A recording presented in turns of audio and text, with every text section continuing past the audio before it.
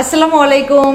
কি অবস্থা সবার? আশা করি সবাই অনেক বেশি ভালো আছেন। তো কারা কারা আছেন যাদের হচ্ছে যে এখন পর্যন্ত শপিং শেষ হয়নি, বা কারা কারা আছেন যারা হচ্ছে যে এখন পর্যন্ত গ্রামে যাওয়ার প্রস্তুতি নেননি?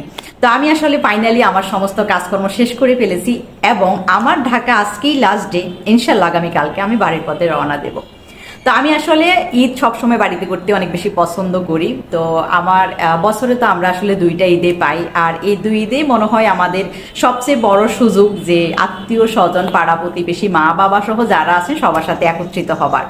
আর এই হচ্ছে সুযোগের মাধ্যমে আমাদের পারিবারিক বন্ডিংসটা কিন্তু আরো গাঢ় হয়।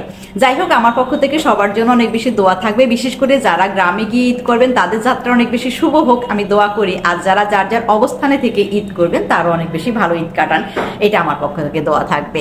তা আমি সবসময় চেষ্টা করি যে ঈদ বাড়িতে করার জন্য। আমার মনে হয় আমার লাইফে আমি খুব কম ঈদে হচ্ছে ঢাকায় করেছি বা পরিবার থেকে আলাদা থেকে করেছি।